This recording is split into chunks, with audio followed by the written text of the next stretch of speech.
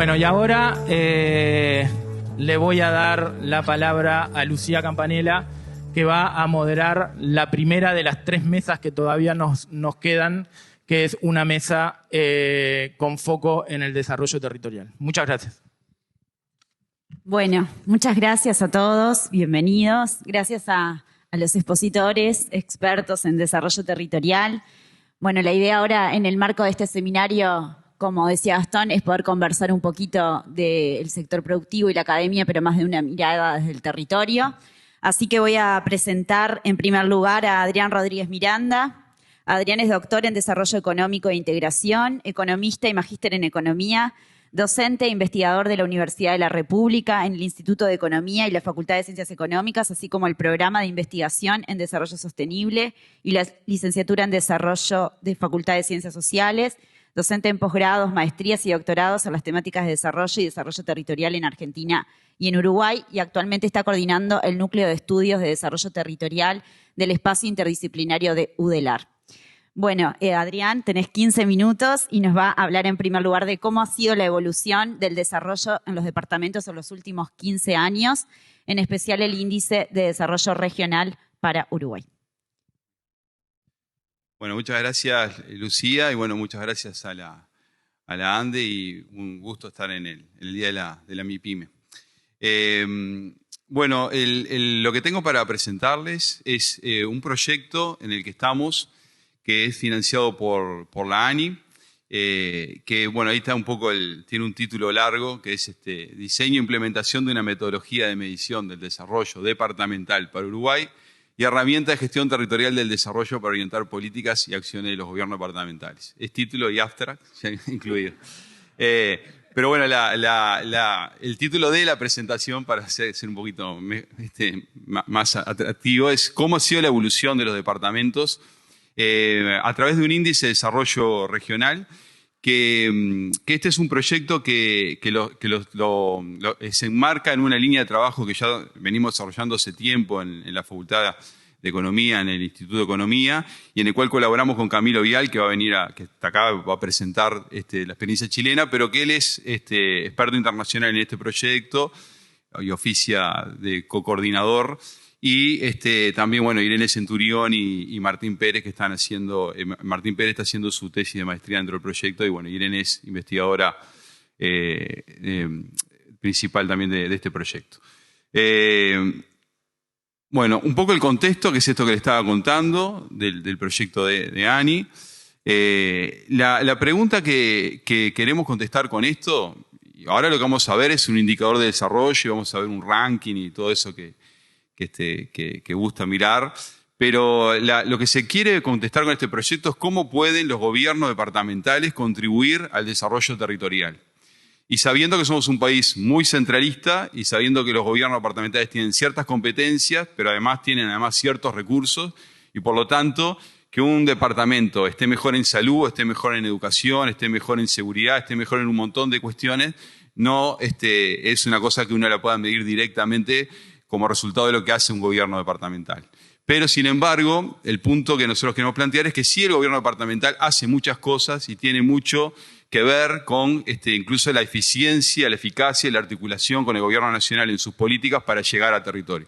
Un ejemplo son los centros de PYME, o los centros de desarrollo empresarial, o los centros con el nombre que tengan en la política internacional, que lo que hacen es justamente articular con los gobiernos locales, con la sociedad civil, con las empresas, con las cámaras del territorio, y ahí es donde esa política nacional realmente logra objetivos. Bueno, entonces va un poco por ahí, y una de las primeras cosas era, bueno, medir el desarrollo a nivel de los departamentos. Ese es el primer objetivo y lo que vamos a mostrar. Pero después también en modo piloto estamos trabajando con los departamentos de Canelones, de Rivera y de San José, y por acá están quienes son nuestras contrapartes en esos departamentos, porque en una segunda parte de esto es, bueno, ver qué bienes y servicios públicos, justo que hoy se habló en la mañana, producen los gobiernos departamentales para contribuir al desarrollo territorial, y cómo eso se relaciona con este indicador que vamos a ver. Pero eso es una parte que no les voy a mostrar resultados porque estamos trabajando ahora. Vamos a la metodología. Esto se basa en varios estudios que venimos desarrollando. En particular, Camilo en Chile está calculando el índice de desarrollo regional para Chile desde el 2016. Con Camilo hicimos un piloto en 2018, que ahí en un convenio que tuvimos con ANDE hicimos informes por departamento y usamos esa información. Esa información llegó también para orientar un poco también las políticas de la ANDE. Y después también tenemos un proyecto que es latinoamericano, donde este índice lo calculamos para 8 países. Y bueno, y de todo esto se alimenta un poco la metodología, que ahora no voy a entrar demasiado, y una ponderación de las dimensiones del desarrollo, que también tiene atrás todo un trabajo, pero que bueno, ahora no Lucía me va a matar si no, pero no les puedo presentar, pero estoy a las órdenes. Las dimensiones de este índice son 8. Educación, salud, bienestar y cohesión, actividad económica, instituciones, género, seguridad y medio ambiente. Y ahí tienen un poco las variables. Son 38 variables que están adentro de cada una de esas dimensiones. Hay unas 5 primeras dimensiones que pesan 14% y las otras 3 un 10%. No cambia demasiado si igual le damos peso uniforme, pero bueno, eso atrás tiene un trabajo que tiene que ver con, en su momento, una consulta que hicimos a más de 200 expertos en toda Latinoamérica, talleres en Uruguay y en Chile, que bueno, no me va a dar ahora el tiempo. Para esto en particular de Lidera Uruguay se partió de una centena de variables y fuimos haciendo todo un descarte que tiene que ver en algunos casos con validez de la información, en otros casos con continuidad de la información, porque si hay una información que la tengo ahora pero no voy a poder seguirlo calculando, pierde valor. Y en algunos casos también pertinencia. Por ejemplo, teníamos un dato que al final no entró, que iba a entrar en la parte económica, que es la cantidad de patentes por departamento, tanto por empresa o por científico que patenta. Pero claro, evidentemente y en clave de desarrollo territorial eso, como una medición de la innovación, tiene sus problemas. Entonces al final esa quedó fuera, pero no era que tuviera un problema la variable en sí, lo que mide, lo mide bien. Y otras que sí, de repente o tenían un problema o no eran, variables que uno pudiera seguir calculando. No voy a leer las que están, ahí un poco lo tienen en cada una de las dimensiones. ¿Qué hicimos con esto? Bueno, el indicador está expresado de 0 a 1, al estilo del IDH, el Índice de Desarrollo Humano. ¿Para qué? Para que sea bien fácil de entender. O sea, 0 es lo peor, 1 es lo mejor. Y todo tiene, la polaridad negativa se pasa a positivo, o sea, todo se lee en positivo. O sea, la pobreza obviamente es negativa, pero se hace la transformación para leer de 0 a 1, con lo cual, cuanto más cerca de 1 estés, que hay menos pobreza. ¿Tá? O sea, que todo se va a leer bien fácil de 0 a 1, y el método es el MAS-MIN, que ahí está un poco la fórmula, que es un poco lo que se usa para este tipo de indicadores. Los máximos y los mínimos en cada caso que usamos son teóricos, después estándares mundiales y los máximos y mínimos de la muestra. Que como pongo ahí, la mayor parte de las variables usan los máximos y mínimos de la muestra porque son cuestiones muy contextuales. Y además, como lo que nos interesa en este proyecto, a diferencia del latinoamericano, donde nos medíamos con El Salvador, con Brasil, con Chile, con Colombia, acá nos interesa medirnos con nosotros mismos. Entonces, usamos casi siempre los máximos y mínimos de la muestra, salvo en algunas variables donde hay algunos parámetros internacionales que son de referencia, como en el tema mortalidad infantil, esperanza de vida, suicidios, médicos por habitante, promedio de educación, el índice de Gini, etc. Y hay algunas otras variables que se opta por un valor teórico. Por ejemplo, la alfabetización normativamente es el 100%, el máximo que pusimos. O, por ejemplo, en ambiente, que medimos calidad de agua con datos de la DINAMA en los cursos de agua, ahí hay parámetros técnicos y normativos. Y bueno, y esos son los que se usan. O en la participación en las elecciones, que como son obligatorias, es 100%. ¿Tá? Principales resultados. Y esto va a ser rápido y no va a dar para entrar, porque si llego a entrar en algo de esto, se nos va. Me van a tener que ceder todo el tiempo los colegas. Pero bueno, esto es para el 2021. Hoy tenemos 2021, pero en realidad vamos a tener 2022, asterisco, porque no están todos los datos para el 2022, pero sí buena parte. Y ese es un poco el ranking que da. A ver, esto del ranking, el ranking, bueno, si uno está más arriba, otro está más abajo, pero el objetivo que tiene esto es poner en agenda más que nada el tema del desarrollo territorial en una mirada multidimensional. O sea, lo que está atrás de acá, que no lo pude expresar, es un enfoque de desarrollo humano, desarrollo sostenible y desarrollo territorial. Esa es la visión que está atrás de esto. Por lo tanto, lo interesante de esto es poner en agenda y decir, bueno, si tal departamento está en tal lugar o en otro, entrar a desgranar las dimensiones, ver los indicadores y poder poner en agenda el problema que en cada lugar hay. Que yendo un poco a la exposición de hoy de la mañana de Marco Dini, que estoy muy de acuerdo con su enfoque, cuando uno va a ver las MIPYMES o cualquier cuestión, es muy importante el país en que estoy y el lugar que estoy, ¿no? Entonces, en cada territorio voy a tener un contexto distinto. Y hoy que estamos en el día de la MIPYME, no va a ser lo mismo la MIPYME si está en un territorio que tiene un 50% de informalidad o un 20% si tiene muy buenos indicadores de muy buen capital humano, ¿no? Donde las empresas se nutren o los emprendedores aparecen o tiene problemas en la educación, etc. Y eso es un poco el objetivo de esto. Montevideo aparece ahí arriba, ¿no? Y bueno, después tenemos, esto hay que decir que en otros indicadores que venimos calculando desde hace tiempo, hay una cuestión estructural bastante fuerte. O sea, este ordenamiento que están viendo acá es un ordenamiento, yo diría, bastante clásico. O sea, no estamos descubriendo la pólvora y me deja tranquilo porque si esto fuera muy distinto, algo estaría mal. Y es un ordenamiento que si uno calcula el IDH, que tiene muchísimos menos indicadores que estos 38, o si uno incluso hace el PIB per cápita, da algo similar. Acá, para que sea un poquito más fácil, les pongo ahí como un mapita de, no sé si calor o un semáforo. Los rojitos son los que están más abajo, los verdes son los que están más arriba. Obviamente, como es un ranking de mayor a menor, los verdes están más arriba, pero ven que hay matices en las dimensiones también, ¿no? Y hay algunos departamentos que pueden estar muy bien en el general, pero tienen algunas dimensiones en las cuales tienen problemas. Este es el 2021. Pongo el 2019, por esta cuestión que nos pasó la pandemia, ¿no? Más o menos el orden se mantiene, hay algunos cambios. Ahí ponemos otra vez el mapita de color. Hay algunas cuestiones ahí, ven algún departamento de los que están media tabla para arriba que predominan los verdes, pero hay algunos rojos, y también hay algunos verdes en los que están abajo, ¿no? Y hay varias cosas que son, por eso ese concepto de desarrollo integral, ¿no? Hay una variable ahí que es género, por ejemplo, ¿no? Y bueno, y esa no necesariamente tiene que correlacionar con que económicamente vaya bien el departamento o que tenga algún otro indicador. O sea que esto nos permite también diferenciar agendas en el territorio para lo que queremos trabajar. Esto es el 2006, porque tenemos datos del 2006. En el 2006, esta es un poco si se fijan, en Montevideo es 0,61 y en el 2021 creo que estaba cerca de 0,7, 0,69. Y el último, en realidad acá es 33, en el 2021 está Cuarembó, pero con unos valores un poco más altos también, casi un punto más alto de lo que muestran acá.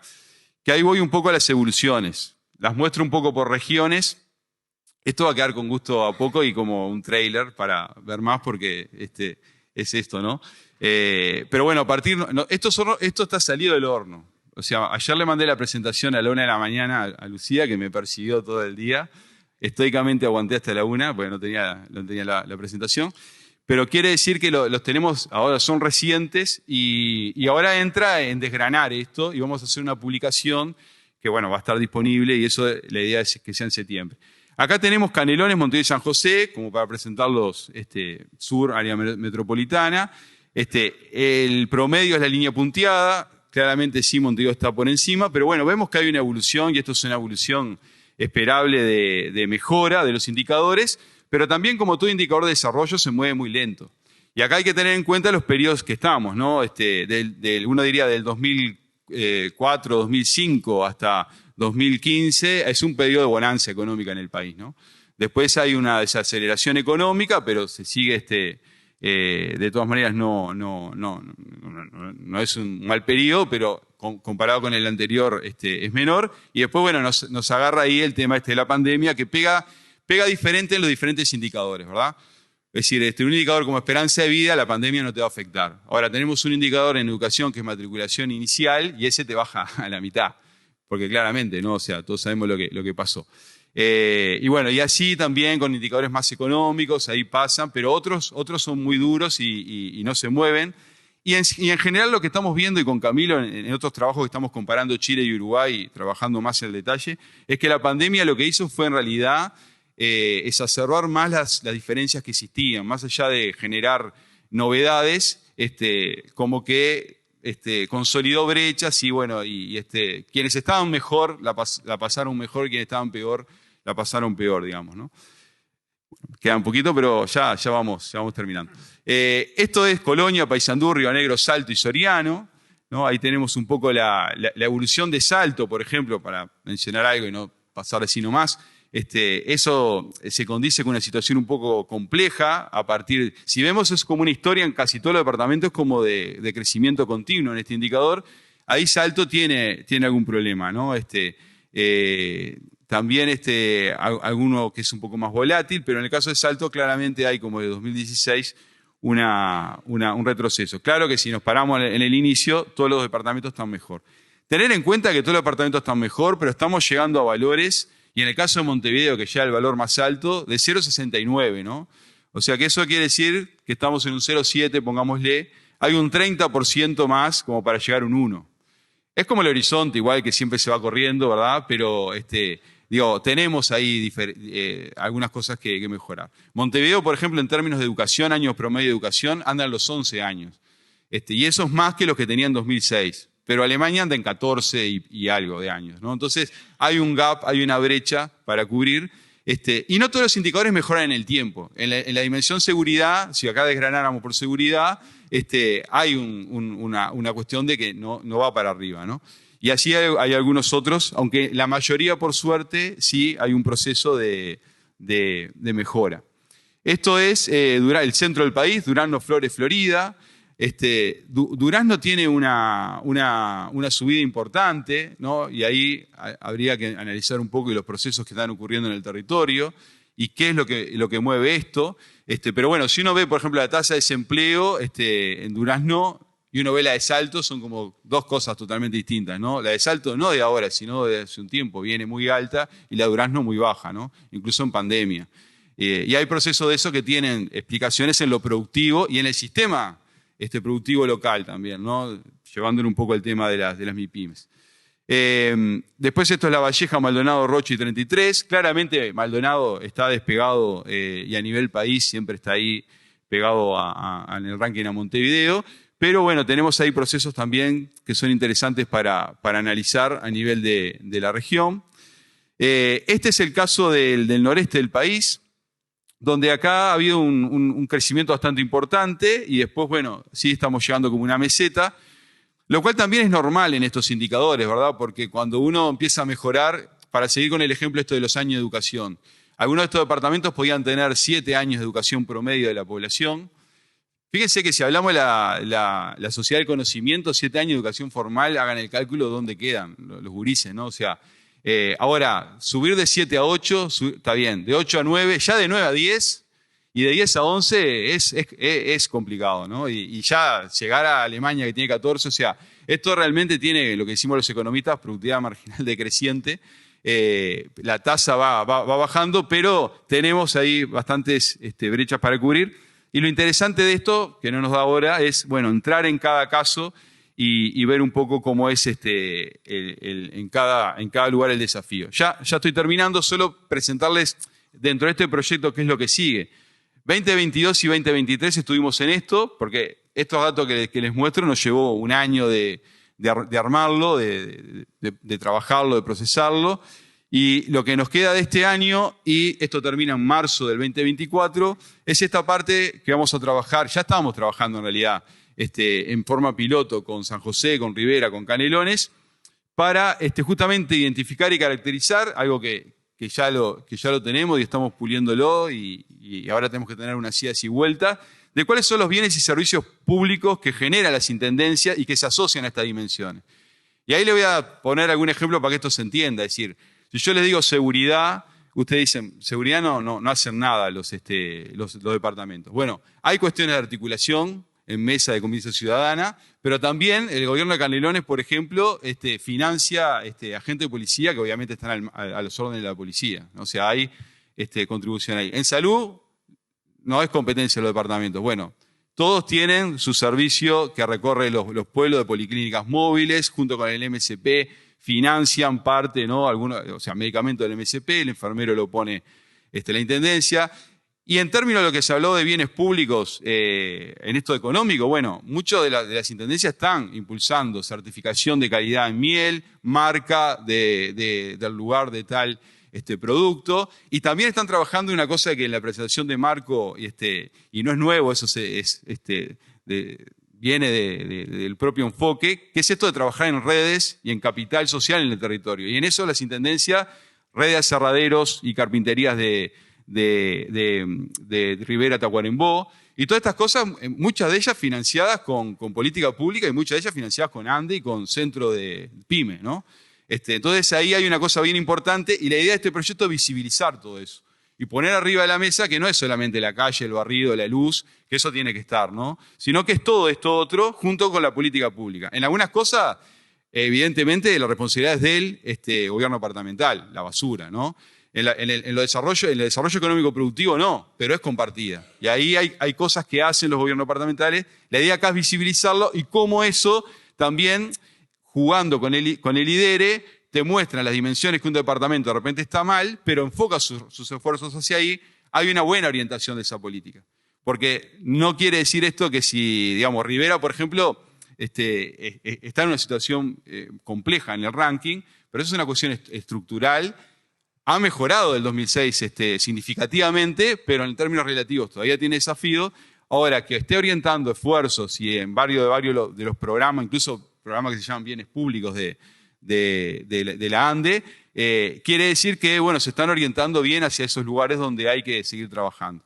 Y esto del desarrollo es un proceso de 30 años, ¿no? Entonces, por ahí va un poquito el objetivo de este proyecto. Esto es un poco lo mismo, y bueno, obviamente todo esto va a tener una vinculación también con los ODS, y como objetivo que tiene esto es identificar y caracterizar la gestión y la estrategia que implementa cada gobierno departamental para contribuir con esos bienes y servicios públicos al desarrollo, pero también medir esos procesos, y por lo tanto vamos a elegir alguno de esos bienes y servicios públicos para generar indicadores de eficacia y eficiencia, donde eso cierra un poquito el proyecto, y que tiene como también gran zanahoria esto del IDERE, que la idea es que esto sea una cosa de ponerlo en la agenda pública, y lo vamos a estar calculando todos los años, y bueno, capaz que no sé, que en un tiempo nos pasa como en Chile, que cuando sale es como cuando acá sale el tipo de cambio, ¿no? La inflación, etcétera, y se habla de eso.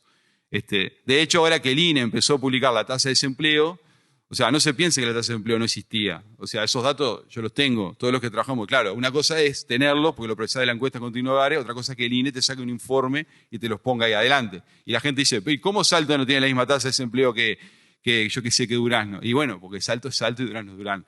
Pero esas cosas hay que ponerlas arriba de la mesa. Termino. Gracias, Adrián. Gracias, Adrián, y gracias que me defendiste públicamente con lo de la presentación. Bueno, ahora le vamos a dar la palabra a Camilo Vial. Camilo es doctor en Ciencias Políticas y magíster en Gobierno y Administración Pública, profesor investigador, asociado de la Universidad Autónoma de Chile, miembro del claustro del doctorado en Ciencias Sociales y editor de la Revista Iberoamericana de Estudios Municipales. Sus principales líneas de investigación son descentralización y políticas de desarrollo local y regional. Y Camilo nos va a contar sobre las mediciones de desarrollo territorial y su incidencia en las políticas subnacionales, el caso del Índice de Desarrollo Regional en Chile. 15 minutos, Camilo. Los puse acá. Bueno, muy buenos días. Se escucha bien, ¿cierto? Está prendido esto. Bueno, muchas gracias por la invitación. Para mí es un honor estar en este espacio dialogando sobre estos temas. El objetivo de esta investigación es contarles cómo este instrumento de índice de desarrollo regional que llevamos calculando en Chile desde el 2015 ha ido teniendo cierto espacio de incidencia en la agenda pública allá. ¿Bien? No me voy a meter mucho en la parte conceptual ni en la parte metodológica, no los quiero aburrir. Adrián les contó un poquito de eso. Pero es básicamente la misma lógica. ¿Ah? Las dimensiones no son exactamente iguales, las variables tampoco, pero la lógica de construcción del índice tiene la misma base conceptual y el mismo camino metodológico, por llamarlo de alguna manera. Bien. Bueno, como verán, soy chileno, hablo rápido, un poco raro, así que si es que alguien no me entiende lo que estoy diciendo, por favor me levanta la mano y vuelvo atrás. Bien. A ver, el índice lo llevamos calculando desde algún tiempo, tanto en libritos, digamos, con un diseño altamente atractivo y una página web, qué sé yo, con ciertos espacios de interacción. Nuevamente, al igual que el índice de acá de Uruguay, va entre 0 y 1, donde 0 es no desarrollo, 1 es total desarrollo teórico. Las variables han ido cambiando año a año. Bueno, ha tenido cierto margen de movilidad, pero cada vez que hacemos algún cambio podemos recalcular hacia atrás. Entonces estamos comparando siempre manzanas con manzanas y peras con peras y no otra cosa. Las construcciones de las dimensiones son distintas. No me voy a meter a ver mucho los datos porque creo que no tiene mucho sentido.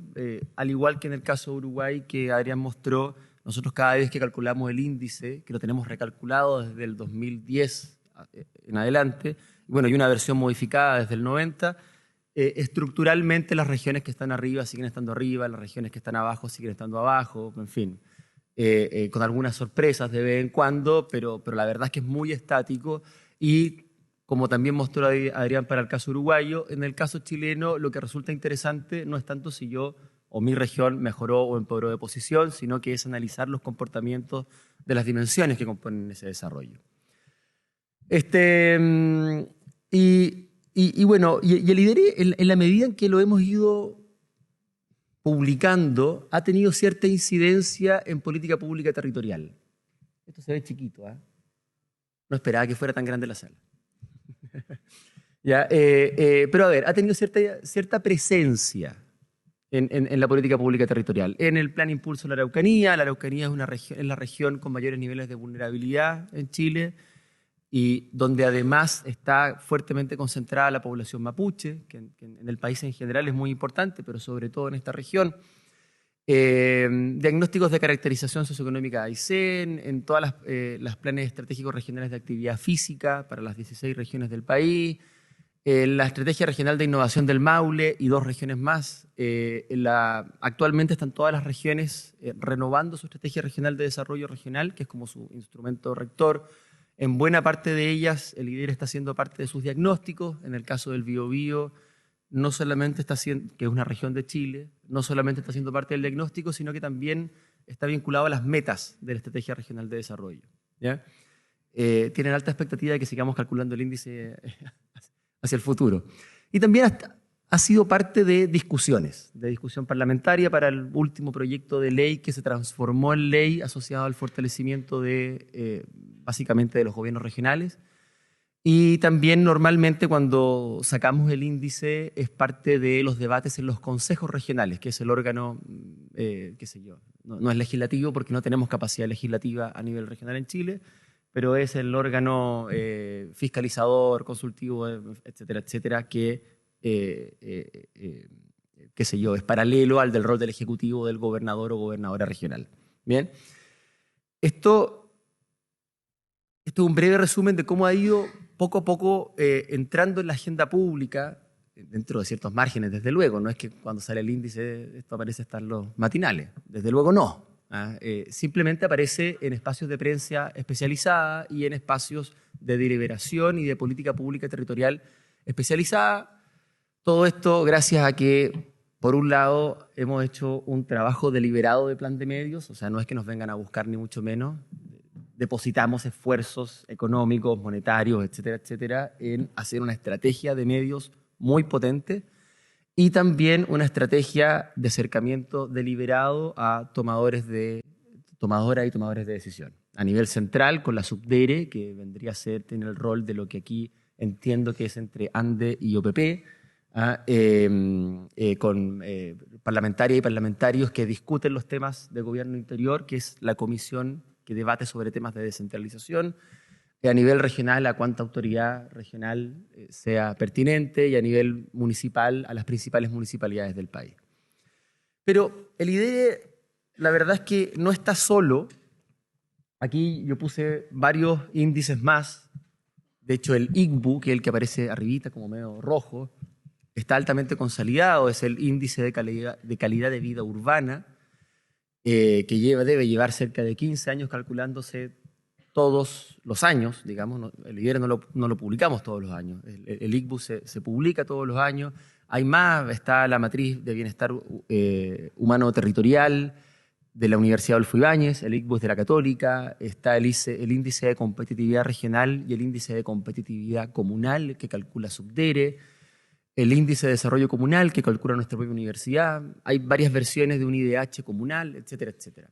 Esta lógica de, ¿a qué es lo que voy con esto? Es que es esta lógica de tener índices que de alguna manera traten de reflejar procesos sumamente complejos, como el desarrollo, bienestar, etcétera, etcétera, a alguna escala subnacional, es un fenómeno medianamente consolidado en el país. Y así como el IDERE ha sido utilizado para algunas cosas, el índice de calidad de vida urbana ha sido utilizado para otras y así. ¿Bien? El gran punto de todo esto es que en general todos estos índices se basan en información oficial disponible, que a escala local es muy pobre. Para que nos hagamos una idea, la encuesta CACEN, que es como el símil de la encuesta de caracterización de hogares de aquí Uruguay, que entiendo que se hace todos los años, ¿no? Ya. Allá se hace cada 2 o 3 años, dependiendo de la época, en fin. Y no tiene representatividad comunal, solamente tiene representatividad regional. ¿Bien? Entiendo que aquí ocurre algo similar. Bien, no obstante, la dispersión de los centros urbanos, la cantidad de población que vive en cada una de las regiones, etcétera, etcétera, hace que yo diría a gritos que necesitemos cierta representatividad a escala más local. Y esa información no está disponible.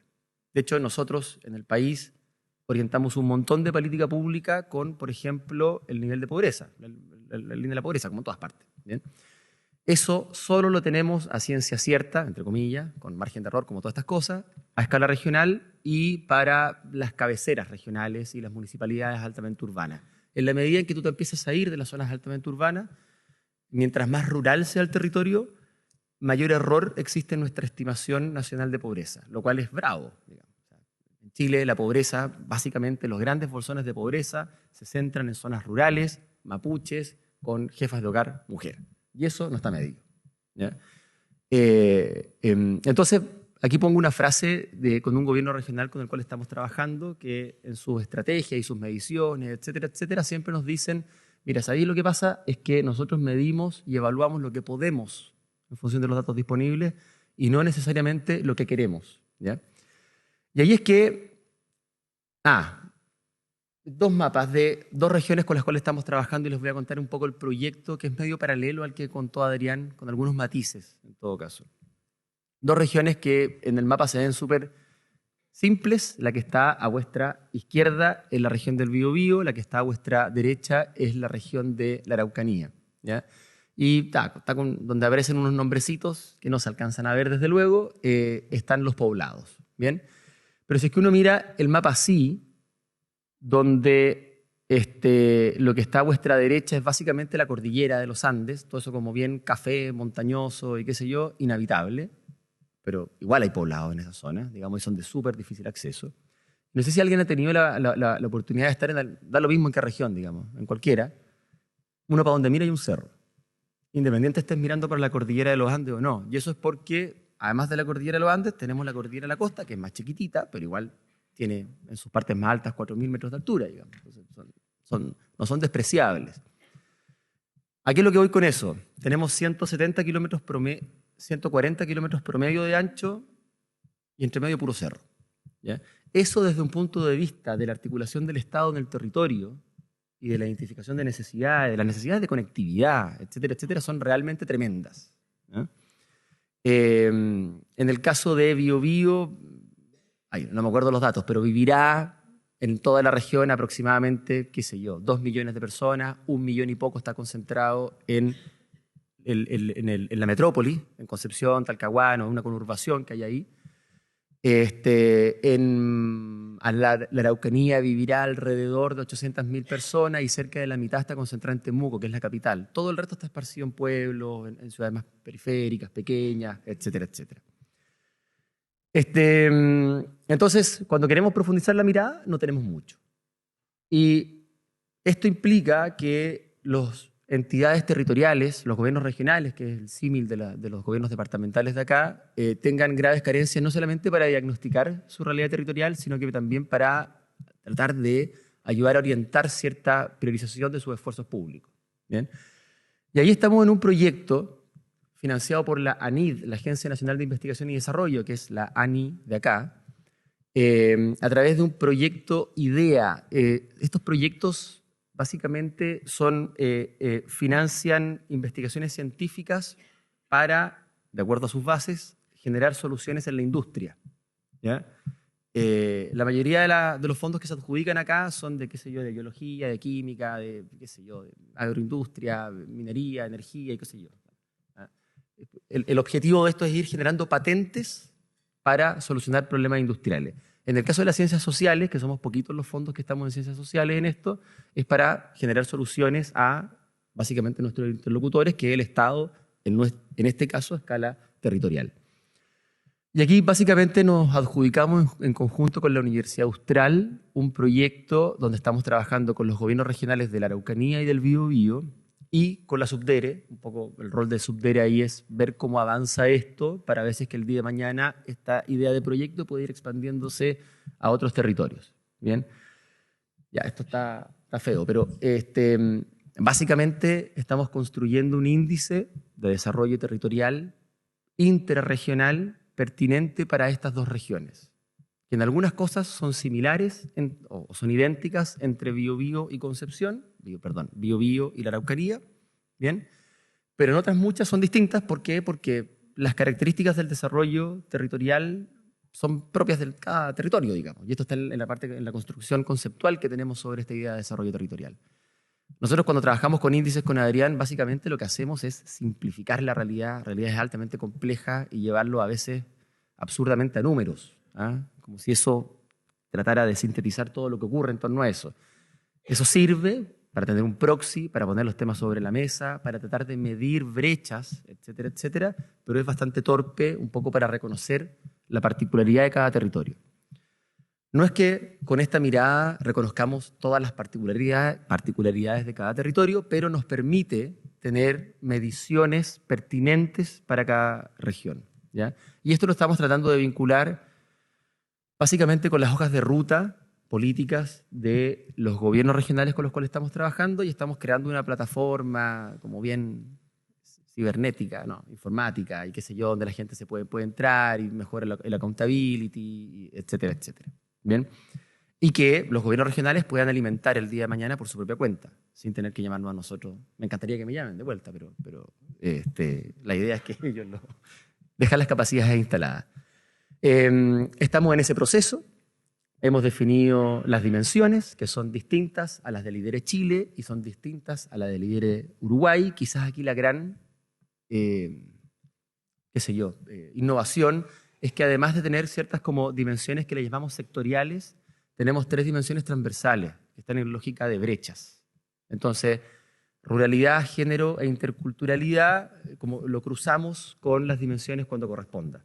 ¿Ya? Por ejemplo, si medimos hacinamiento, una de las variables de bienestar y cohesión, y lo queremos ver por brecha de género, sería relación de hogares con mujer jefa de hogar en condición de hacinamiento respecto a hogares con jefe de hogar en condición de hacinamiento, ¿ya? Y así con interculturalidad, con ruralidad y con las variables en que lo podamos hacer.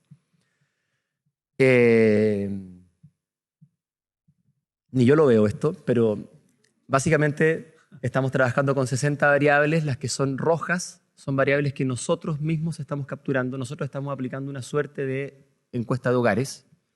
Lo estamos aplicando ahora, de hecho ya llevamos alrededor de 4.000 encuestas aplicadas en los 2 territorios, nos faltan 2.000 más. Todo lo que es amarillo son recálculos metodológicos que también nosotros lo estamos haciendo y que implica algo de captura de información en el territorio. y todo lo que está en verde es información local disponible previamente, digamos. Entonces, es una construcción de un índice que básicamente alrededor de la mitad de las variables finales, incluyendo con estos cruces de variables transversales, va a terminar rescatando información que los propios gobiernos regionales nos pidieron rescatar porque para sus hojas de ruta eran relevantes y atractivas, digamos, ¿ya? Y creo que hasta ahí estoy. Muchas gracias por la atención. Espero no haberlos aburrido demasiado ni haberme pasado el tiempo. Gracias, Camilo. Y perfecto el tiempo, espectacular.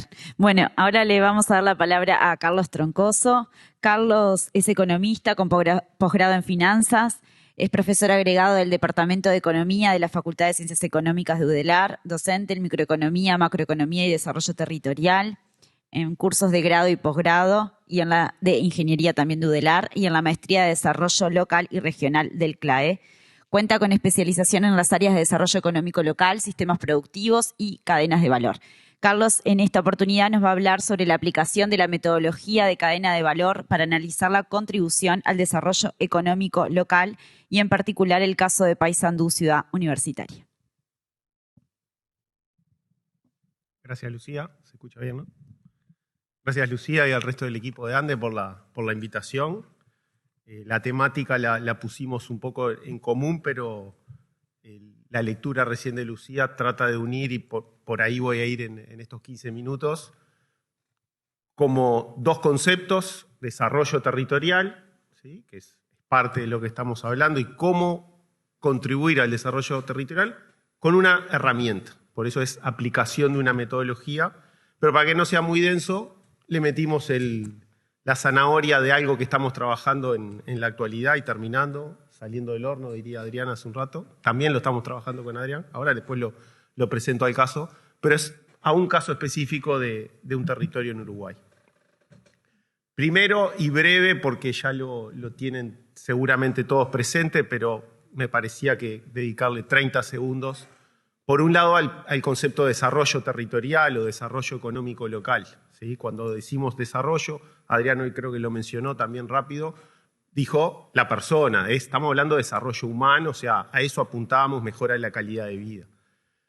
También Adrián y Camilo lo mencionaron también, que es un concepto de desarrollo, es multidimensional y de manera integral, o sea, no multidimensional porque hacemos todo parcelas de cada una de las dimensiones del desarrollo, sino que todas conjugadas, ¿verdad?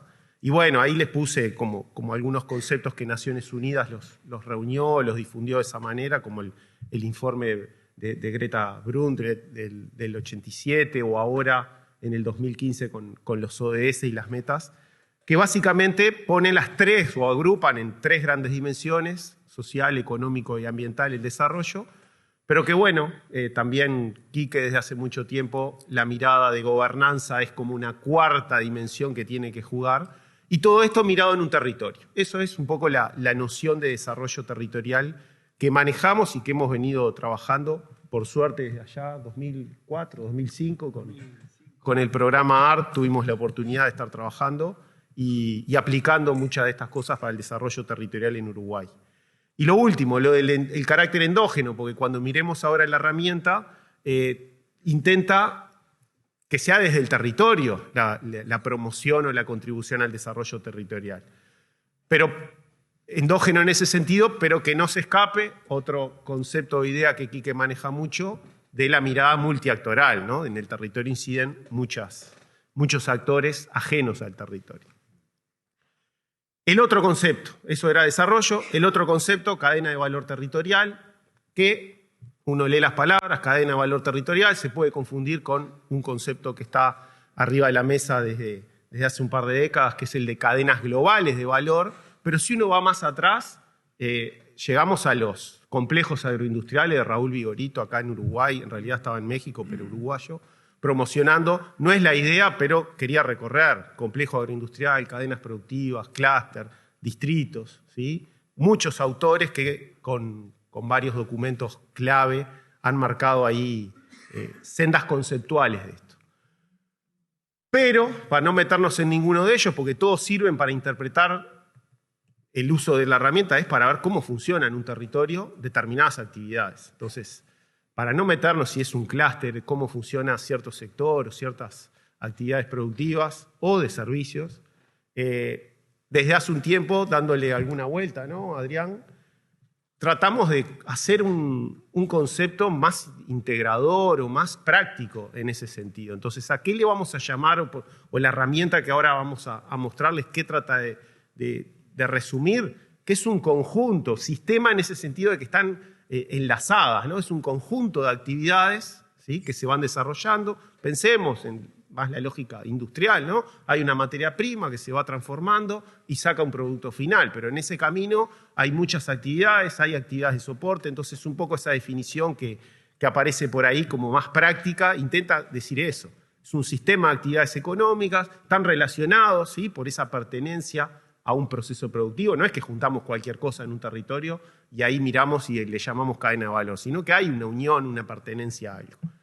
Y algo importante, cada una de esas etapas, no solo las de materia prima pasar a producto final, sino las actividades que brindan servicios también, que dan actividades de soporte, agregan valor. Entonces la mirada de desarrollo territorial o la oportunidad de usar cadena de valor para el desarrollo territorial es ir viendo eso. ¿Dónde hay oportunidades de agregado de valor? ¿Sí? Esa es un poco la mirada. Y algunos focos que cuando uno aplica la herramienta es importante considerar es dónde se genera excedente y qué actores se apropian de esos excedentes, ¿sí? Y ahí juega mucho lo de la gobernanza, la articulación, los poderes que unos actores, sean empresas, públicos, no importa, ¿sí? Y bueno, lo multinivel que ya me adelanté. Tiene mucho la herramienta de visual, es una herramienta visual, o por lo menos le tratamos de dar ese foco cuando venimos trabajando con esto de hace mucho tiempo. Acá hay una imagen de la CEPAL que trabaja esta idea de cadena de valor, muestra básicamente ahí, ¿no? Si miramos el centro, lo que está en el centro en un recuadro, es de izquierda a derecha, materias primas, proceso productivo y la fase de transporte, comercialización y llegada al consumidor final. Pero esa cadena se va fortaleciendo, o hay que mirarla con todo lo que es regulaciones, normativas, la academia con sus aportes, investigación, ¿sí?, proveedores, organizaciones de civiles, de productores, de trabajadores. Entonces, es una herramienta, ¿sí?, que permite ver, este es un diagrama de una teórica, pero bueno, también hay otra, ONUDI, con la cuestión de cadena de valor, tiene lo suyo. La anterior de CEPAL lo decía, fui para atrás, la anterior de CEPAL es como de izquierda a derecha, ONUDI la plantea de arriba hacia abajo, pero la lógica es exactamente la misma, tratar de ver todas las actividades para ver cómo funciona ese conjunto o ese sistema de actividades económicas. Y acá un ejemplo, que por suerte tuvimos la oportunidad ya en el 2008 con unos llamados de UPP, después con la DINAE se retuvo y ahí creo que la hicimos un poquito más linda, ¿no?, la cadena. Ahí trabajamos con Adrián y con Pedro Barrenechea, que se viene aplicando desde hace bastante tiempo y que sirve para ahora contarles un poco qué es la herramienta para después ir así al caso de Paysandú.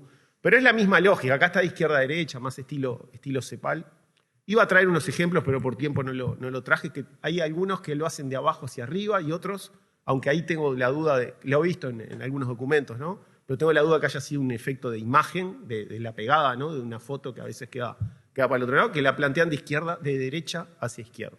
Pero lo más razonable, o por lo menos así lo manejamos más, es este pienso de izquierda a derecha, en donde si miramos ahí la cadena en el centro y lo que tiene más los colores, es como el núcleo, lo que podríamos llamarle el núcleo. Entonces, si queremos trabajar con alguna actividad, porque ese es el foco de, no sé, de la convocatoria o de lo que queremos analizar, miremos la actividad principal. ¿Cuál es la actividad principal en esta cadena forestal maderera? La actividad primaria forestal, la actividad industrial, que en este caso para Tacuarembó y Rivera la habíamos subdividido en fase de transformación primaria de la madera, fase secundaria, y aunque no funcionaba o no estaba muy desarrollado, también permite visualizar, porque que es la fase más de terciaria, más de construcción de muebles, ¿no?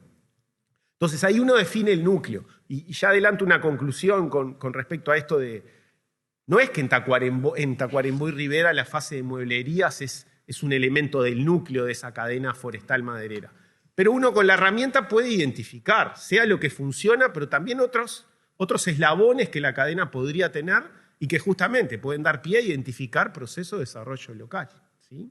Ahí la gente del LATU, que hoy vía María del Huerto, ha apoyado mucho esta cadena, y por más que esto se empezó a trabajar de 2008-2010, ahora el LATU está promocionando, bueno, ahora, hace un par de años fue lo de la hoja de ruta forestal maderera, y siguen trabajando sobre esto. La UTEC ahora está trabajando, y la otra vez nos mandaban fotos que habían tomado este diagrama para justamente recuperar el análisis de desarrollo local, desarrollo regional para este caso. Pero entonces, núcleo de la cadena es como el centro de cuando uno arranca, pero después vamos para atrás, encadenamientos hacia atrás, en este caso son toda la parte de proveedores, encadenamientos hacia adelante para ver cómo es la comercialización de eso, y todo lo que en este caso lo pusimos más desde abajo son actividades de soporte, ¿no? Sea de servicios a las actividades principales, sea de normativa, sea de financiamiento, sea de organizaciones de trabajadores, de productores, actividades complementarias como ahí aparece de la generación de energía. Pero esto por ahora estaba en la parte más conceptual teórica, no quería entrar en el caso, pero para explicar esto de que es una herramienta visual llevada a interpretar cómo funciona en el territorio determinada actividad y descubrir, interpretar, reflexionar en conjunto cuáles son las oportunidades, y ahí está la vinculación entre cadena de valor y desarrollo territorial. El caso, lo anterior era para poner en común algo. El caso, la ANDE motivó en lo que estamos trabajando con Adrián, con Yamandú Binay, con Juan Pablo Sino, nos presentamos a una convocatoria de estudios territoriales que desde Paysandú habían identificado que querían estudiar algo, y ese algo era el derrame que tiene la educación terciaria universitaria en Paysandú. Estamos trabajando con eso, ¿sí? Y lo importante, y por qué elegimos esto, no solo porque nos parecía que era muy reciente, de hecho, Susana, que fue Susana estaba por ahí, a principios de julio presentamos unos resultados preliminares y estamos por entregar en breve, pero es una cadena que podríamos decir no productiva. Estamos hablando de servicios de educación terciaria en Paysandú, que también lo permite la herramienta. Por eso no es exclusiva de los complejos agroindustriales, como Raúl Vigorito y Lía Auenauer lo planteaban allá en los 80, 70. Les presentamos algún dato para entender esto, y la idea es la misma, ¿no? Ver cuál es el núcleo de la cadena, cuáles son los encadenamientos, y el plus que tiene esto es lo que quería Paysandú, el Consejo Consultivo que discutió, que a través del centro comercial nos contrató, y lo que querían es cuánto deja, y al final casi que cuánto, en número, ¿no? Entonces vamos a ir como haciéndole aparecer algún monto. ¿Pero qué es la cadena? ¿Cuál es el núcleo de la cadena? Que en Paysandú está, Paysandú ciudad. Acá hay otra lógica, dudé, pero por el tiempo no hablé de territorio, de una definición de territorio. El territorio acá es como que la ciudad de Paysandú, aunque las vinculaciones, o cuando uno se pone a analizar en términos de desarrollo, aparecen territorios vecinos, departamentos, lo nacional también. ¿Qué hay en Paysandú universitario? UDELAR, ¿sí? Con el centro universitario, el CENUR, del Litoral Norte, con una sede en Paysandú, 5 edificios, ¿sí? La UTEC, que se instaló en el 2016, y está la ANEP, a través de la UTU, que también tiene cursos terciarios. Entonces, si uno mira, y que son los dibujitos ahí, ¿sí? Se ve poco, pero tratan de mostrar que hay 10 edificios, y no estamos hablando de casita o aula, estamos hablando de edificios. O sea, en la ciudad de Paysandú, 10 edificios donde hay una oferta educativa de 47 carreras terciarias, ¿sí? Pero también hay investigación, porque se ha promovido la investigación, equipos de investigación. Entonces, ¿cuánto deja todo eso? Que estén todas esas instituciones.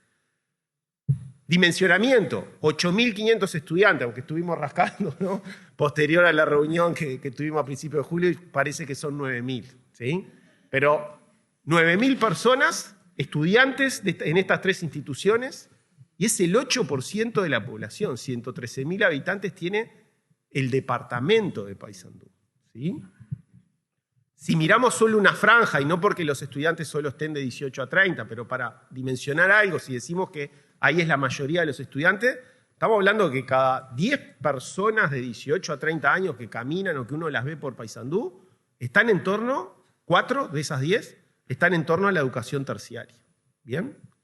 Vienen, los mapitas de por ahí lo muestran, vienen de varias regiones, no son solo estudiantes de Paysandú, hay estudiantes de Paysandú que evitaron venir a Montevideo a estudiar, hay estudiantes de otras ciudades y otros departamentos que pudieron ir a Paysandú y se radicaron ahí, residen ahí, y hay otros que viajan periódicamente a estudiar.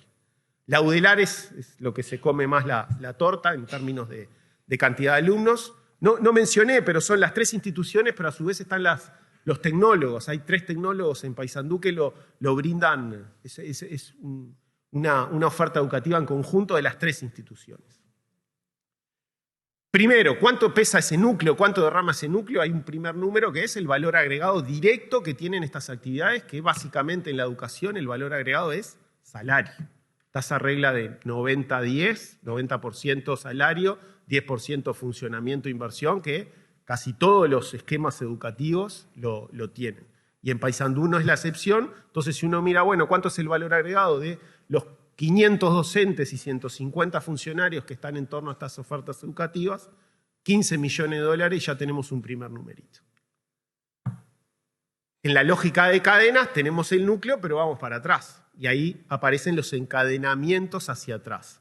Acá es más difícil. La Universidad Católica en Salto había hecho una cuenta similar a esto que Paysandú quiso hacer ahora, pero los encadenamientos hacia atrás en Salto no los estimaron porque era muy complicado y porque además, ahí retomo lo que decía Camilo, no había una fuente de información que apareció bien reciente, ¿sí?, que es la matriz insumo-producto del Banco Central, que no es para Paysandú, es para todo el país, pero que brinda algunos indicadores por sector y la educación superior tiene un índice de encadenamiento de 1,14, que lo que quiere decir es, bueno, que cada 100 pesos que se invierten o que están en el núcleo de la actividad, y hay un 14% que genera para atrás en cuanto a insumos, materias primas, ¿sí?, materiales, mantenimiento, ¿bien?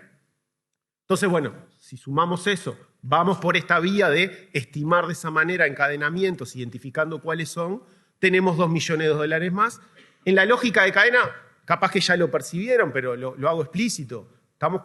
Estoy como haciendo aparecer pedacitos del dibujo final que va a aparecer luego, ¿no? Estamos adelantando, ¿cómo fue que dijiste? El trailer. Eso es esa parte del dibujo, va a estar atrás de la cadena. Y una cuestión que como conclusión también queríamos comentar es la cadena también permite que las cosas que no se puedan cuantificar o no saber, identificarlas. Acá hay un punto, no se sabe, no hay información de dónde provienen estos insumos, a quiénes se les demanda. Bueno, en el esquema de cadena de valor uno puede ir viendo las cosas que sí puede cuantificar y las otras que en realidad las identifica como acciones a futuro si es que son pertinentes. Encadenamientos hacia adelante, la misma lógica, matriz insumo-producto, hay unos índices ahí que el Banco Central dispone, es también en educación menor lo que se genera, lo que se denomina como efectos inducidos, ¿bien? Y lo que tenemos básicamente acá es esos trabajadores, esos docentes y esos funcionarios generan ingresos y esos ingresos los gastan. Bueno, ¿en qué los gastan? Eso genera movimiento, multiplicador, efecto inducido y estimación 17 millones más. Uno que acá no estaba porque no era del núcleo de los docentes, de los trabajadores, sino que son los estudiantes. Y acá la misma idea, esos estudiantes, que creo que este era el motivo principal de que Paysandú quería generar información con el estudio. ¿Cuánto dejan los estudiantes? Porque hay 8.500 personas que demandan servicios. Bueno, hubo que cuantificar, tiene mucho de trabajo cualitativo también esto, pero acá hoy, como el foco es en algún número. Y bueno, se estudió, se analizó esos relacionamientos, en qué gastan. Acá recurrimos a ese estudio de Salto, que había hecho una encuesta a estudiantes. En Paysandú no hay una encuesta, pero esta idea puede justamente de cadena de valor identificar que acá hay otra línea a mejorar. Y hay otros efectos. Y acá aparece como la parte hacia adelante de la cadena de valor del núcleo, que deja, cómo impacta. Porque tenemos una educación que está en Paysandú, no lo mencioné de cuáles son las principales carreras, pero es en el área médica, ¿sí? La carrera de medicina, muchas licenciaturas en tecnologías médicas, educación física y después un montón más de carreras, Pero básicamente el núcleo está ahí. Entonces, ¿cómo deja eso? ¿Cómo impacta? ¿Para qué es? Y ahí vamos un poco al objetivo de la educación. ¿Para qué es? Y bueno, parte es, ¿por qué está la universidad ahí, las universidades ahí? Para motivar el acceso de la población a estudios terciarios. ¿Pero eso para qué? Al final o a mediano plazo, teoría de capital humano, para que tengan más capital humano las personas, se puedan insertar más en el mercado laboral, ¿sí? Generar conocimiento, más conocimiento, porque los investigadores, los egresados tienen más conocimientos que sin que estuviera la universidad, y eso después tiene que derramar porque trabajan en empresas de la región, en empresas de la ciudad, del departamento. ¿Cuánto vale eso? No lo podemos cuantificar hoy. Capaz que en lo de capital humano uno puede tener algún método, pero no está esto. Ahora, lo que sí discutíamos es, seguramente esto que hoy no está en dólares, a largo plazo en los indicadores de lidere se tiene que reflejar, porque es a largo plazo, a mediano plazo. No mencioné lo de generación de redes, pero apuro para terminar, aunque ya estoy liquidando. La cadena de valor entonces toda, con esta lógica de ver cómo funciona, cómo ayuda esta herramienta, a ver qué es lo que hay, cómo funciona, encadenamientos hacia atrás, hacia adelante, servicios de apoyo, en este caso capaz que no son tantos los servicios de apoyo, si bien para las actividades productivas, y ahí hay mucha MIPYME que se desarrolló, en el trabajo cualitativo se identificaron empresas que pusieron restaurantes, que pusieron gimnasios, que pusieron actividades de vestimentas, de comercios para venta de vestimenta, mucha actividad y que todavía hay más para identificar, que se pueden generar más cosas. Y simplemente para cerrar, una herramienta para ayudar a pensar proceso de desarrollo territorial, líneas de acción en ese sentido, ¿sí? Lo de la importancia de lo visual, algunos aspectos a levantar, la construcción local. Hicimos un taller en Paysandú para justamente intercambiar esto y generar más información y discusión para mejorarlo, ¿sí? Algún punto de la mano, verán que tiramos números y juntamos información de acá, ¿cómo era? No es la perfecta, pero es la que podemos. Creo que es un eslogan que hay que usarlo, porque si no, no hacemos nada, ¿sí? Y en este caso es fundamental. Y muchas veces con Adrián, que ahí a veces nos cuesta con alguno, no queremos generar con esto un paper, aunque en algún caso hicimos con Nueva Palmira, ¿no? Pero no es para un paper, es para identificar acciones de desarrollo territorial. Entonces, no nos quedemos congelados si hay algo que no lo tenemos, ¿sí? Y para cerrar nomás, ¿cuánto pesa esto en Paysandú? Porque Paysandú, no sé si todos lo tienen claro, pero era una ciudad muy importante en lo industrial, viene con un declive de décadas y muy recientemente cerraron 2 industrias de peso importante en Paysandú, como son Pili, la industria láctea, y Pailana, que era, de hecho, la UTEC está en el edificio de Pailana, ¿sí? Entonces, ¿cuánto pesa esto? Si alguien fue sumando o fue agarrando alguno de esos números, teníamos en esta reunión preliminar 48 millones de dólares que sumaban todas estas cosas de derrame cuantificable cuando estaba todo lo demás que no se puede cuantificar. Tampoco capaz que para otras actividades se puede cuantificar. Pero ¿cuánto pesa eso en relación a lo que hoy tiene Paysandú de industrias? ¿Qué hay hoy en Paysandú? Grandes industrias. Está el UR, bueno, hay unos millones de dólares que genera el UR de valor agregado, comparable con estos 48. Está Paicueros, ¿sí? Está Su Carlito, está la cervecera.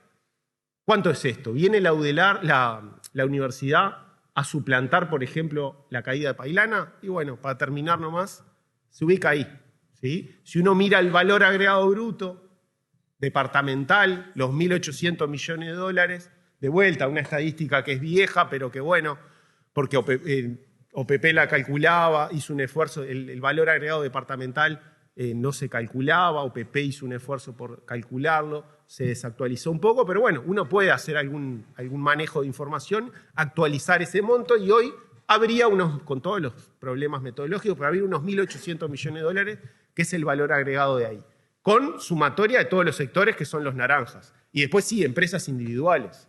No mencioné la del frigorífico, que es la que la educación terciaria estaría casi que siendo el mismo derrame que el frigorífico, ¿sí? Y bueno, muchas gracias. Gracias, Carlos. Y bueno, para cerrar este panel de desarrollo territorial le vamos a dar la palabra a Enrique Galiquio. Enrique es licenciado en Sociología y tiene un máster en Desarrollo Local y Territorial. Hace más de 20 años trabaja en el ámbito del desarrollo local y territorial desde diversos ámbitos, tanto a nivel de gestión pública, consultoría internacional, academia y sociedad civil.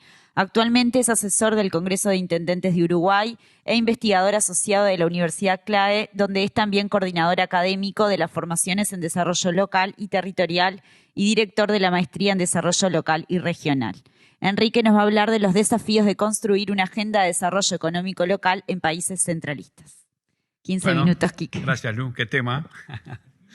Bueno, muchísimas gracias a Ande por hacer el tema este del desarrollo territorial visible en el Día de las Pymes. Es evidente pero la relación, pero a veces no lo hacemos. Entonces Ande promueve y hace y se agradece. Acá tenemos a los varios integrantes del directorio y creo que es muy importante reconocerlo, valorarlo y apoyarlo.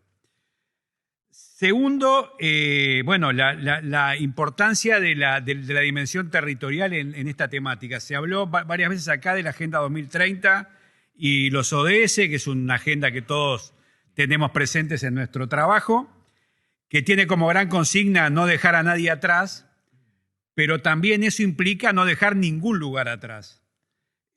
Por eso el desarrollo territorial tiene una relación directa con la agenda de desarrollo local, nacional y global, porque se enmarca en esa forma de pensar.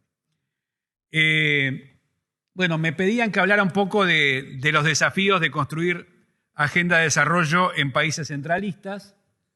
Y ahí como primera hipótesis, ¿verdad? El centralismo no es solo un tema político o económico, porque estamos plagados de leyes, de marcos, de normas que tratan de dar cuenta de la problemática de lo territorial, sino que muchas veces es un tema más cultural y social, más el cómo lo hacemos que los marcos de que disponemos.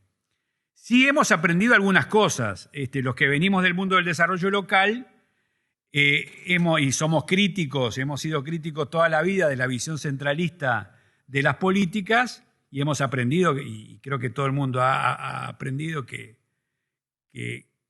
es difícil generar desarrollo sin llevar adelante políticas descentralizadoras. También hemos aprendido que no todo se puede desde lo local. El localismo muchas veces es tan malo como el centralismo. Entonces, de alguna manera el aprendizaje en términos de entrarle a este tema es la importancia de la articulación y la gobernanza, lo que se llama en la jerga académica y política la gobernanza multinivel. Digamos que todos tienen que estar involucrados, todos dependen de todos, y bueno, esto es lo que vamos a tratar de ir desgranando en estos minutos. Y si en esto estamos de acuerdo, a mí me pasa mucho cuando doy clase, muy bien, profesor, estamos de acuerdo con esto, pero ¿cómo se hace? Bueno, porque claro, es un poco qué lindo, pero ¿cómo lo hacemos? Bueno, vamos a tratar de decir algunas cosas, no decir cómo se hace en clave manual, pero dar algunas cosas que a veces no han resultado y otros caminos que podríamos recorrer. Entonces, las dimensiones entonces de las políticas centralistas en el territorio son bien conocidas, las paso muy rápido. Falta de autonomía local, asignación desigual de recursos, falta de incentivos, burocracia y trámites complejos, falta de capacidades locales, y yo agrego y centrales muchas veces, para trabajar en lo territorial, competencia por recursos limitados, todo el tema, ¿verdad?, que muchas veces tenemos de la proyectitis, dificultades de la planificación a largo plazo, desigualdades territoriales, dependencia económica, falta de participación y representación como algunos de los emergentes que el centralismo tiene y que han sido, creo, muy bien caracterizados en el primer panel. Las acciones para resolverlo son también políticas que en general todos hemos dado cuenta, políticas más marco de descentralización administrativa y fiscal, fortalecimiento de capacidades, incentivos, promoción de la participación, el tema de la infraestructura, que muchas veces los que somos del desarrollo local no lo tenemos suficientemente en cuenta y es un tema absolutamente crucial. Por ejemplo, lo que representa el puente de la Charqueada para el desarrollo territorial de esa región, y como eso hay 1000 ejemplos. Desarrollo de sectores económicos locales, capacitación y empleo, fomento de la innovación y la investigación, como hemos visto, transparencia, cooperación intergubernamental, educación. Bueno, todo esto podemos decir que en general se hace. Si vamos desgranando cada una, vemos que hay acciones, hay políticas en cada uno de estos temas. El punto es que se han hecho, pero se han dado resultados. Porque en general, cuando uno analiza los estudios que se presentaron anteriormente y otros, más o menos los mismos territorios y los mismos barrios y las mismas ciudades son los más ricos, los más o menos ricos o los más pobres. Y no hemos logrado cambios sustantivos para lo que están hechos las políticas de desarrollo territorial, que es reducir la desigualdad y las inequidades en esa dimensión. Entonces, esto no ha sido como en otras épocas. Yo digo, los últimos 25, 30 años han sido años donde no ha faltado voluntad política, no han faltado recursos, no han faltado políticas, programas y proyectos en el territorio. Se han puesto enormes recursos o se reportan enormes recursos vinculados a los temas de desarrollo territorial. Entonces, desde mi punto de vista, el problema es que lo estamos haciendo de una manera que no logramos los resultados esperados, y me voy a tratar de ir explicando.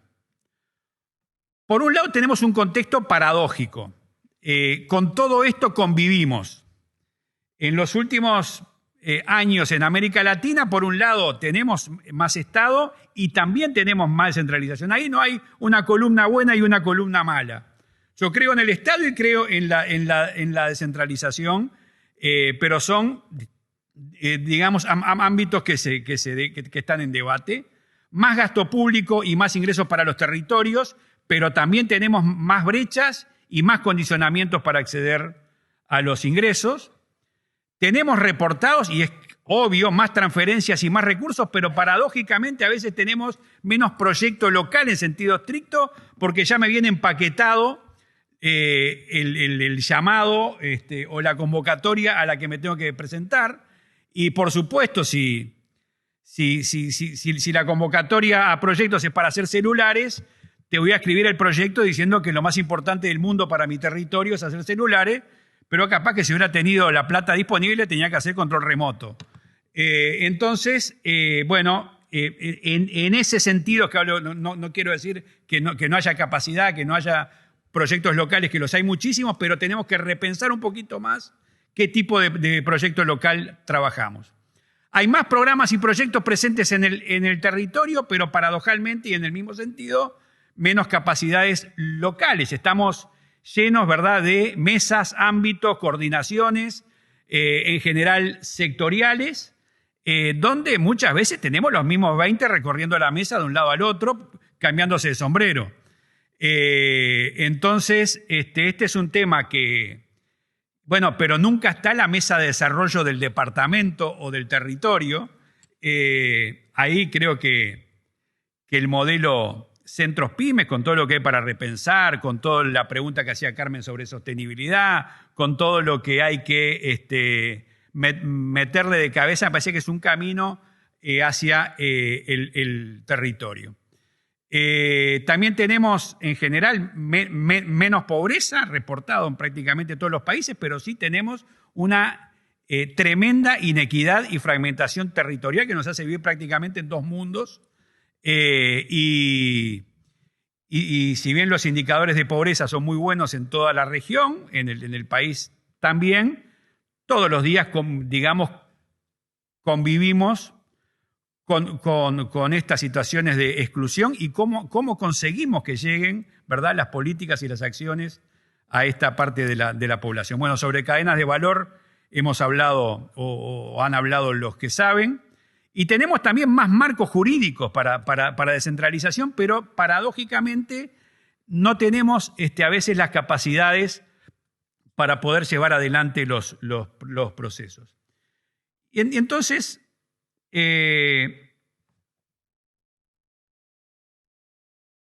como digo, hay logros, hay muchos logros, y no quiero disminuir ni dejar de reconocer en absoluto lo que se ha hecho en sistema de transferencias, en competencias, en proyectos, en acciones de diverso tipo, pero a veces lo hacemos con una lógica que Daniel Crabacore, el politólogo argentino, habla de descentralización centralizada. Es decir, descentralizamos pero lo tenemos bajo control.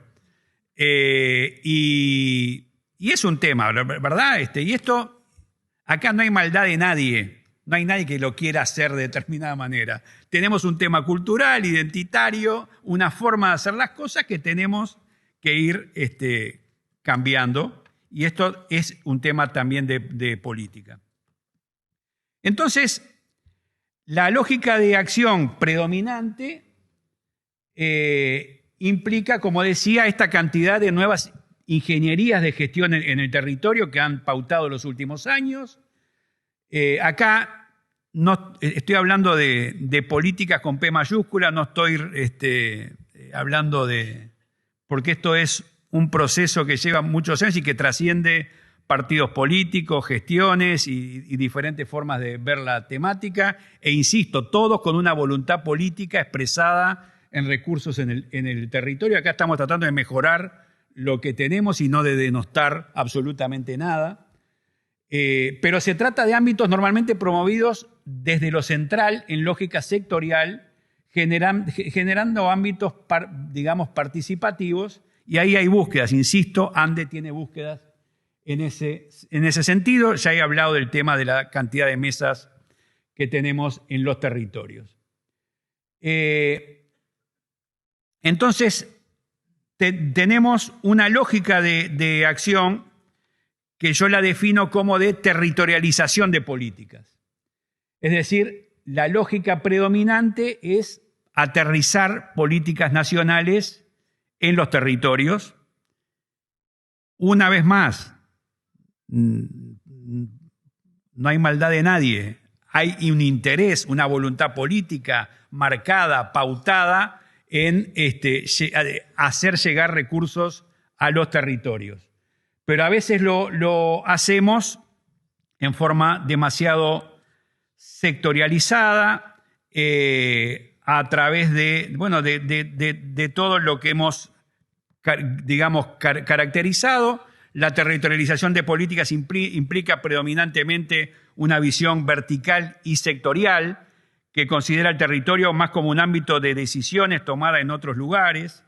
Expresan decisiones muchas veces de voluntad de actores centrales sobre el territorio, no fortalecen la visión del desarrollo del territorio, no hay un uso eficiente de los recursos, ¿verdad? Tenemos a veces el síndrome de las 5 camionetas, digamos, diferentes ámbitos del Estado haciendo cosas parecidas sin saber qué se hacen. Bueno, ahí hay todo un tema de coordinación y articulación que se necesita, la existencia de una lógica de proyectos, y aún así todo esto habla de una voluntad explícita de resolver las inequidades territoriales que no teníamos hace no tantos años y que tenemos que saber aprovechar. Entonces, desde mi punto de vista, es vital que acá se ve muy poquito, que los niveles centrales de los estados tengan políticas nacionales de corte territorial. En eso estamos encaminados. No estamos poniendo en cuestión en absoluto dicha tarea, sino el cómo lo estamos haciendo y todo lo que podemos mejorar. Y tenemos que generar una serie de precondiciones para que esto suceda. Creo que una de las alternativas está dada por la articulación de políticas o sea, de salir de falsas concepciones, como hoy hablaba de esta falsa concepción, centralismo, descentralización. Necesitamos, digamos, políticas país centrales que den, como le llaman los europeos, cohesión social para todos, pero también necesitamos políticas de descentralización. Entonces, no de oponer concepciones Estado versus territorios o equidad versus mercado, sino de articular estas dos dimensiones de políticas, pero teniendo a los actores del territorio, su forma de ver el territorio, de visionarlo, en el centro de la gestión. Esto necesitamos mejores capacidades a nivel local sin duda, pero también en los niveles nacionales para hacer jugar este juego.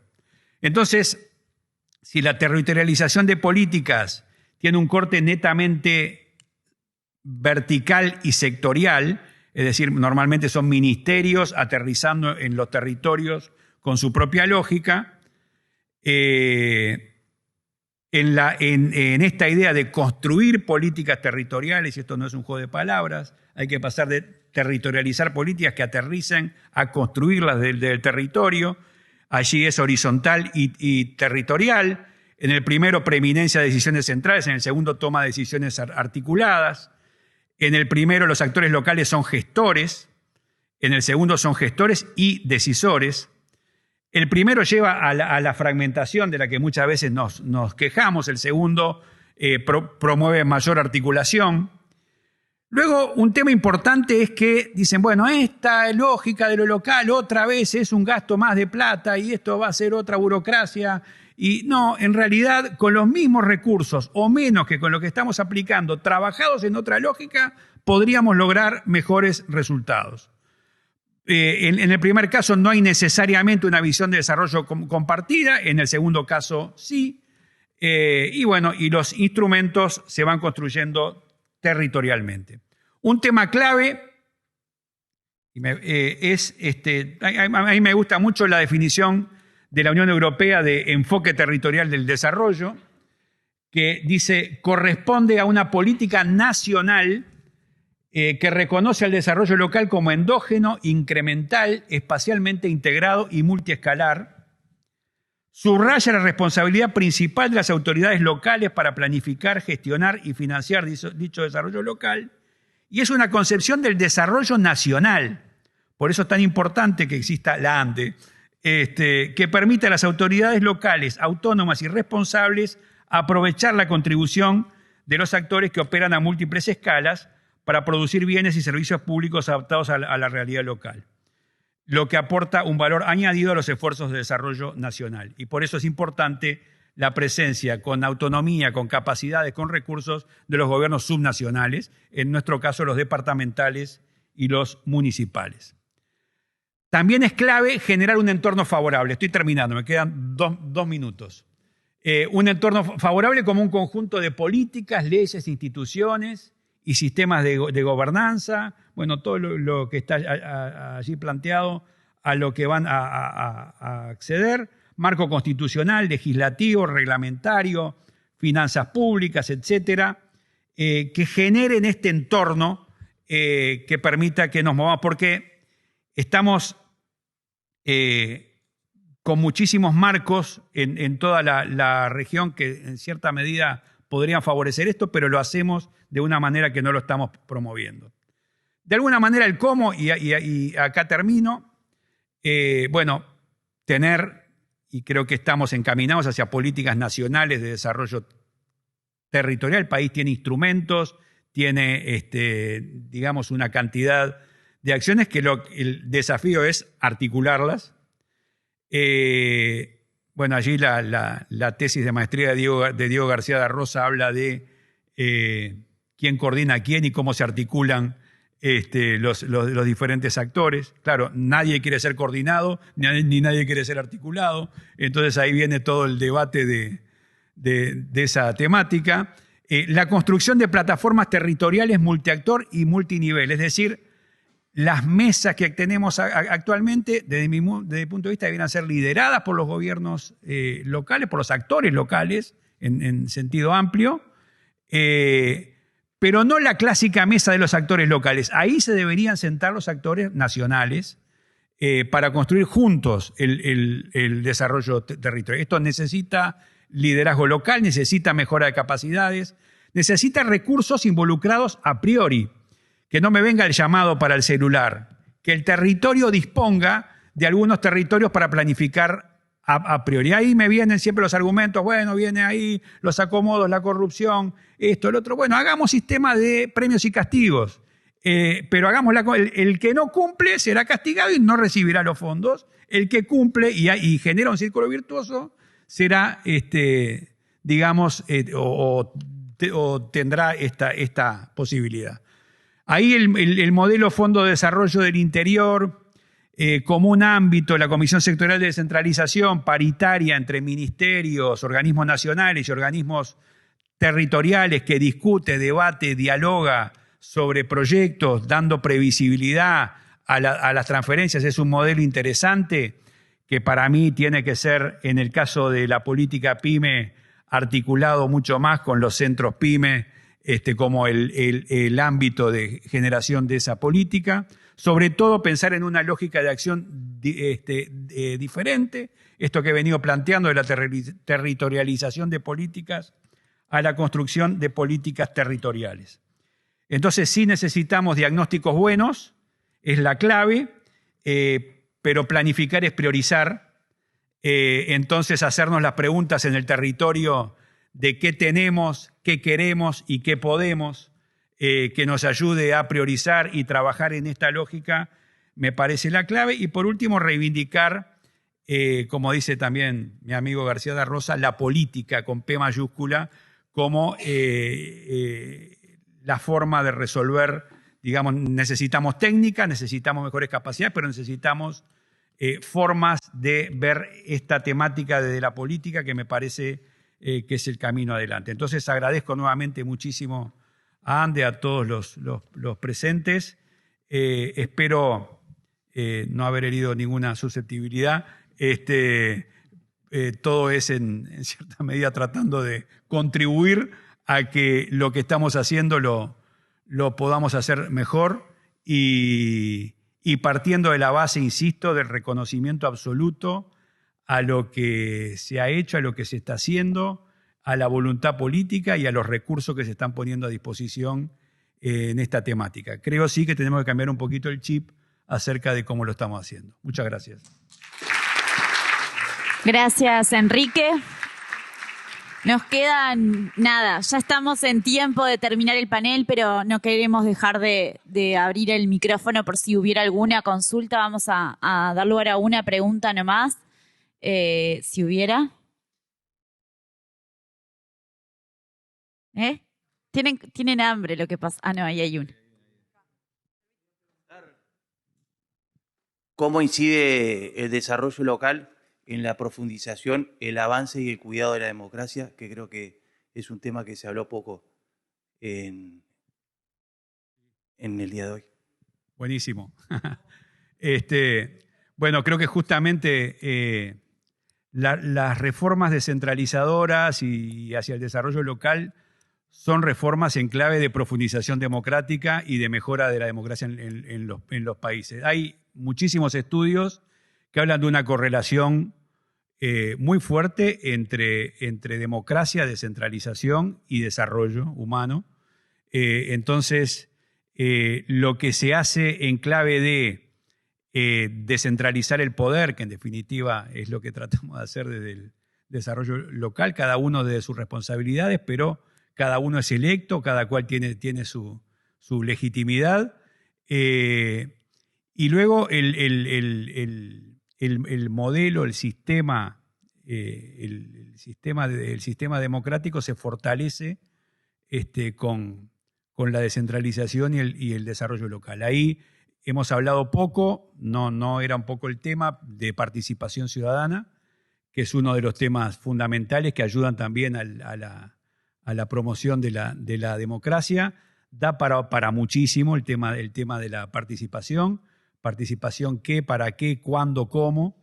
Ahí hay un autor español, Fernando Barreiro, que habla de saber trabajar en lo local, la diferencia entre participación ideológica y participación pragmática. Es decir, no solo participar por participar, sino participar para que todos logremos resultados y no nos desanimemos a la tercera reunión de que sigo viniendo y no pasa nada. Entonces ahí hay metodologías, digamos, para llevar adelante. Pero esta relación que tú planteas entre desarrollo local y democracia me parece fundamental tenerlo presente, por eso yo reivindicaba la política, digamos, también en ese contexto. Así que muchas gracias. Bueno, muy bien. Antes de que se vayan, agradecerles a Adrián, a Camilo, a Carlos y a Enrique. Fue un placer para nosotros contar con este panel de desarrollo territorial y decirles a todos ustedes que nos encontramos a las 14 horas, pero esta vez en el segundo piso, así que los esperamos. Gracias.